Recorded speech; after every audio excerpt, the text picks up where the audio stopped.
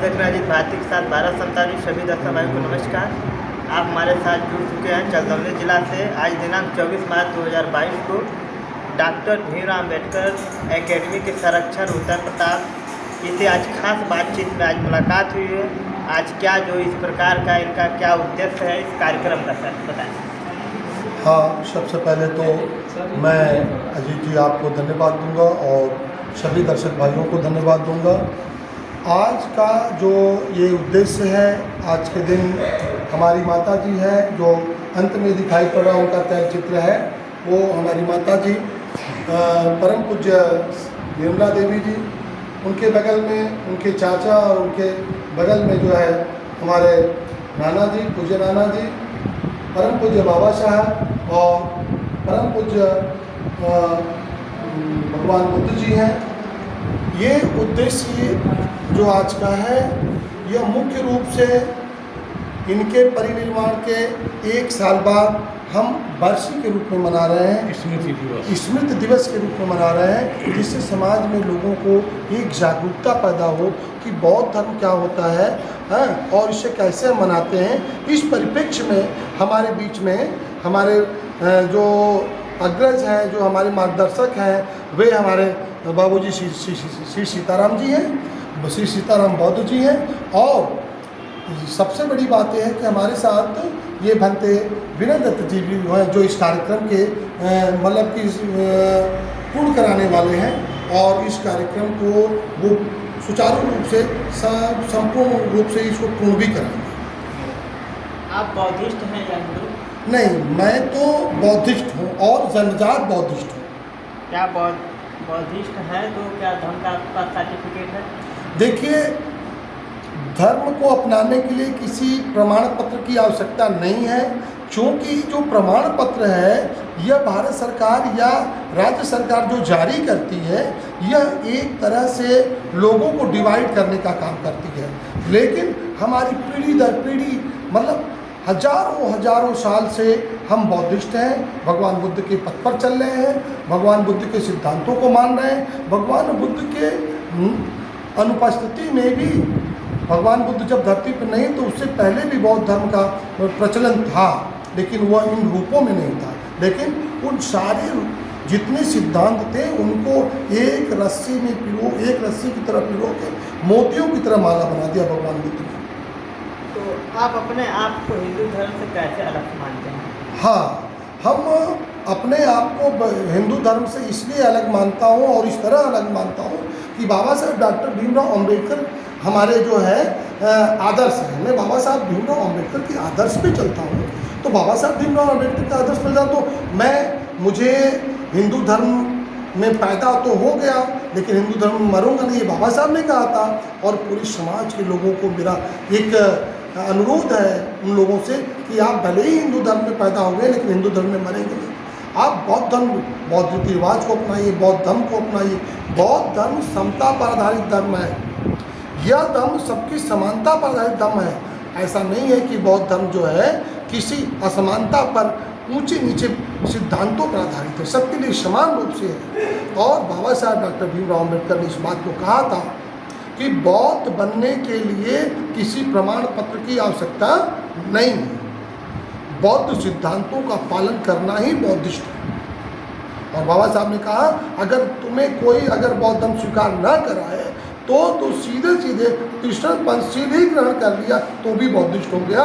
तीक्ष्ण पंचशील ही बुद्ध धर्म का मूल सिद्धांत है, मूल आधार है, जिसको भगवान बुद्ध ने सर्वप्रथम उपदेश में दिया। और मेरा सवाल है, जो वर्तमान मान लीजिए करिए योगी जी के उत्तर प्रदेश CM बनेंगे, देश की बीजेपी सरकार है, देश के प्रधानमंत्री नरेंद्र मोदी जी हैं, उनके RCEP के एजेंडे पर कार्य कर रही है। और जो इनका हिंदू राष्ट्र भारत को घोषित करने का इनका क्या उद्देश्य है, इस पर आप क्या करेंगे? देखिए, सरकार है और आपको मालूम है कि जिनके हाथ में सत्ता होती है वे प्रबल दावेदार होते हैं, वे कुछ भी कर सकते हैं। उनको राष्ट्र, हिंदू राष्ट्र घोषित करते रहे, इनके एजेंडे हैं, इनकी मानसिकता है। लेकिन धर्म हिंदू राष्ट्र घोषित करने से हम स्वीकार करेंगे तब ना। वो राष्ट्र को घोषित करते, हम कहते हैं कि पाकिस्तान में हिंदू नहीं है, अमेरिका में हिंदू नहीं है, बौद्धिस्ट नहीं है। दुनिया में सबसे ज़्यादा कंट्रियों में बौद्धिस्ट हैं, मुस्लिम हैं। तो जो मुसलमान कंट्री वहाँ बौद्धिस्ट नहीं है। सरकार का एजेंडा है घोषित करना, पॉलिटिक्स करना है सरकार को, पॉलिटिक्स करना है सरकार। ये क्यों नहीं घोषित कर देती कि मैं सभी लोगों को समान शिक्षा से जोड़ दूंगा, सबको समान शिक्षा दूंगा, सबको समान पढ़ा लिख करके एक लेवल में लाऊंगा। सरकार ये क्यों नहीं घोषित करती है? सरकार तो केवल हिंदू धर्म और मुस्लिम धर्म और ये वो करना, इसके पास कोई एजेंडा तो है, उसके पास रोजगार देने का कोई एजेंडा नहीं है सरकार को, न सरकार को कोई और काम है। बस हिंदू धर्म मुस्लिम धर्म हम हिंदू राष्ट्र घोषित कर देंगे। हिंदू राष्ट्र घोषित कर देने से क्या हमें रोजगार मिल जाएगा? हिंदू धर्म घोषित करने से क्या मैं शिक्षित हो जाऊँगा? क्या मैं विद्वान हो जाऊँगा? ये सरकार का अपना काम है, सरकार अपना काम करते रहे। हम नौजवानों को ये अनुरोध करते हैं कि धर्म जो भी हो, लेकिन मानवता के दम को अपनाओ, और मानवता का दम सिर्फ और सिर्फ पूरे दुनिया में अगर है तो वो बौद्ध धर्म है। इसके सिवा कोई मानवता का दम नहीं है। कहीं नीचे है, कहीं ऊंचे है, कहीं ऊपर है, कोई नीचे है, ऐसा नहीं है। बौद्ध धर्म ही एक ऐसा धर्म है जो समता मूलक धर्म है, समता पर आधारित धर्म है। समझ रहे? तो सरकार का अपना एजेंडा सरकार करती रहे, और जबरदस्ती अगर किसी को हिंदू मुस्लिम करे, मुस्लिम हिंदू करे, तो आप जानते हैं कि जबरदस्ती का परिणाम क्या होता है। तो हम चाहेंगे कि सरकार अपना काम करे, हम सरकार को हमेशा उस हिसाब से जवाब भी देते रहेंगे। हिंदू राष्ट्र के मुद्दे पे जो बीजेपी सरकार लगातार ला रही है, इससे SC ST OBC समाज के कहीं उनके शिक्षा का दमन, बड़ा उनका प्लान नहीं है इसके पीछे। वो आप कोरोना को क्या समझते हैं? कोरोना यही है कि पूरे राष्ट्र लोग अशिक्षित, मूर्ख, बेवकूफ़ बने रहे। जब बेवकूफ़ बने रहेंगे तो सरकार के 5 किलो अनाज पर ध्यान देंगे। ठीक है, हम कहते हैं सरकार से 5 किलो अनाज क्या ये समाज कमा के नहीं खा सकता है। मूल समस्या से भटकाने की, मूल समस्या को ये हटाने का काम कर रहे हैं। ठीक ना? अब सरकार बार बार कह रही है नहीं हम हिंदू राष्ट्र घोषित कर देंगे, हम शिक्षा। हिंदू राष्ट्र घोषित करने का मतलब क्या होता है जानते हैं? आपने अगर पीछे जाएंगे, आदिकाल में चले जाएं या और तमाम काल इनके गुजरे हैं, तो उसमें कुछ व्यक्ति विशेष को पढ़ने का आदेश, निर्देश, अवसर है। तो जब कुछ विशेष लोग पढ़ेंगे तो विशेष लोग ही चलेंगे, और सब लोग दास प्रथा में फंस जाएंगे। तो क्या दास प्रथा में फंस करके फिर हम वैसे किसी से लड़ पाएंगे? जैसे कि पीछे 1200-1300 साल पुराना, 1800 साल पुराना देखा जाए इतिहास, तो पूरा देश ही गुलामी का इतिहास रहा है। लंगड़ा, लूला, अंधा, सब ने शासन किया, महिलाओं ने शासन किया। ये असंगठित लोग हैं। हम जब जाति धर्म में बैठ जाएंगे असंगठित हो जाएंगे, शिक्षित नहीं रहेंगे असंगठित हो जाएंगे, हम युद्ध नहीं करेंगे, हम दुश्मन से सामूहिक रूप से लड़ नहीं पाएंगे। तो सरकार को सबसे पहले हमें समाज को शिक्षित करके इतना योग्य बना देना चाहिए कि किसी भी समान संकट में हम समान रूप से साथ साथ लड़ सकें। समझ रहे हैं? देखिए, जो धर्म के पीछे इनका तर्क है कि जो धर्म के पीछे बीजेपी सरकार बड़ी राजनीति कर रही है, SC ST OBC समाज के उन स्टूडेंट छात्रों से लगातार जागरूक कर रहे हैं। डॉक्टर भीमराव अम्बेडकर एकेडमिक संरक्षक भी हैं। तो आप लोगों के भविष्य के लिए जो बाबा साहब अम्बेडकर के संकल्प थे उसको आप लोगों को समझाने का प्रयास कर रहे हैं और बता भी रहे हैं। लेकिन मेरा बड़ा सवाल है आपसे, एक और सवाल को उत्तर दे दीजिए आप कि बौद्ध धर्म और हिंदू धर्म में क्या अंतर है जो आज बौद्ध धर्म आप अपना रहे हैं, स्वीकार कर रहे हैं? आपके पूरी परिवार आपके साथ सैकड़ों लोग भी हैं। देखिए, बौद्ध धर्म स्वीकार करने की बात नहीं है। हम तो ऑलरेडी आपसे पहले बता चुके हैं मैं बौद्धिस्ट हूँ, पीढ़ी दर पीढ़ी बौद्धिस्ट हूँ। मेरे अगर जीन को भी चेक कराया जाए तो मैं बता दूं कि उसमें भी मुझे बौद्धिस्ट प्रमाण मिल जाएंगे, क्योंकि शीलता हमारे पास है, क्षमता है, न्याय है, हम इसको मानते हैं।